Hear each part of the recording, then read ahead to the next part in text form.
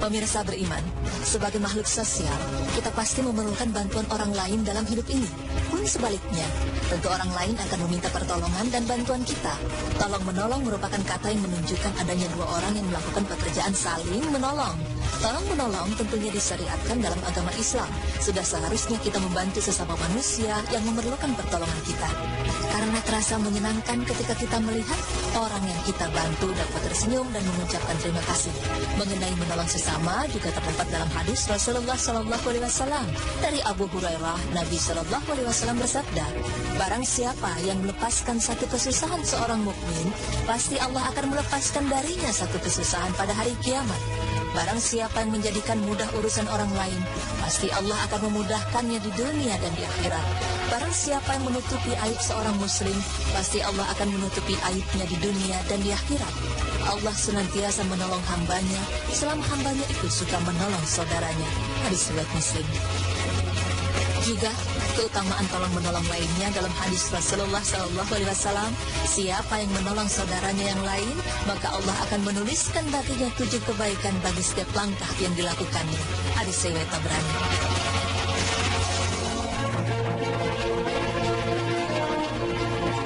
Namun, terkadang kita mempunyai beberapa keterbatasan yang memang tidak dapat kita penuhi untuk menolong orang tersebut, hingga kita terpaksa menolaknya. Dan bagaimana hukumnya? Bolehkah kita menolak permohonan pertolongan tersebut? Sebenarnya dalam beberapa kondisi, kita diperbolehkan untuk menolak permohonan permintaan tersebut, seperti contohnya dalam kondisi kemampuan kita yang terbatas. Permintaan tersebut, karena sesungguhnya manusia adalah makhluk yang sangat lemah dan memiliki banyak kekurangan. Hanya Allah lah yang maha kuasa untuk mengabulkan semua perintah hambanya. Kondisi lain yang membolehkan kita untuk menolak permohonan permintaan ialah jika permintaan yang diminta tidak masuk akal. Sekiranya permohonan pertolongan tersebut dapat menjerumuskan kita dalam dosa, seperti contohnya minta tolong untuk mencelakakan orang lain, maka kita mempunyai hak untuk menolak permohonan pertolongan tersebut.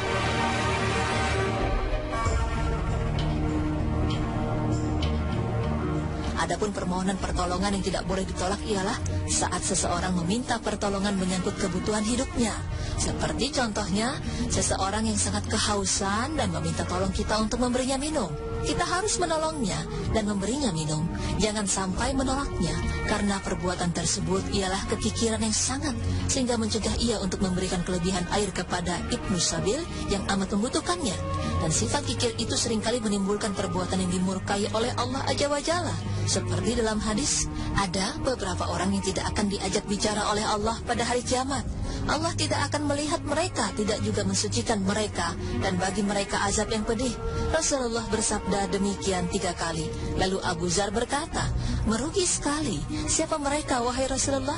Beliau bersabda, musbil atau orang yang memakai kain melebihi mata kakinya, orang yang selalu mengungkit pemberiannya, orang yang melariskan dagangannya dengan sumpah palsu, orang tua yang berzina, raja yang suka berdusta, orang miskin yang sombong, seseorang yang mempunyai kelebihan air di padang pasir namun ia mencegahnya dari Ibnu Sabil yang membutuhkannya, dan orang yang berjual beli dengan orang lain di waktu asar, lalu ia bersumpah dengan nama Allah bahwa ia mengambilnya segini dan segini, lalu orang itu mempercayainya padahal tidak demikian keadaannya.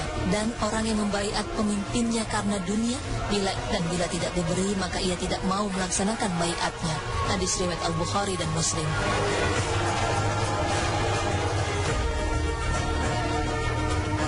Dari pemaparan tadi, kita ketahui bahwa dalam beberapa kondisi yang tidak bisa terpenuhi, kita diperbolehkan untuk menolak permintaan tolong tersebut.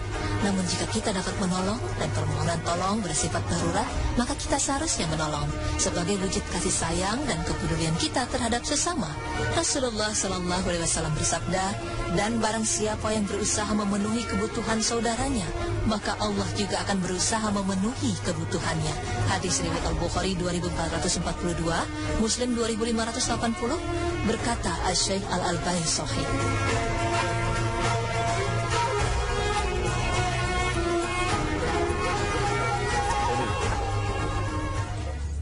Baik, tadi udah jelas ya bahwa kita jangan sungkan menolak satu pertolongan orang kalau emang itu kita rasa nggak tepat dan kayaknya kok banyak mudaratnya. Tapi kalau emang itu pertolongan benar-benar untuk hidupnya, itu ya sebisa mungkin kita lakukan, pemirsa. Dan memang yang harus digarisbawahi lagi tadi kan sesuai dengan pembahasan kita bahwa memang menolong orang itu memang baik ya, dan pahalanya besar, dan Allah juga akan menolong hambanya ketika orang itu memang suka menolong hamba yang lain gitu, hamba Allah yang lain gitu ya.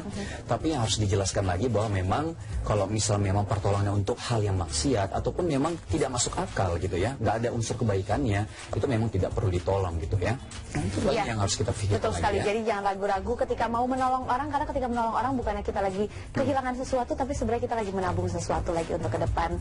Dan baik, alhamdulillah Wisnu, nggak kerasa hari ini udah belajar banyak sekali kita banyak semua. sekali ilmu yang bermanfaat yang kita dapatkan di sini, tidak hanya pemirsa tapi kita juga ya. Dan insya Allah besok kita akan bertemu kembali ya. Akhir kata saya Teguh Wisnu dan saya Zaskia, kita pamit dulu. Wassalamualaikum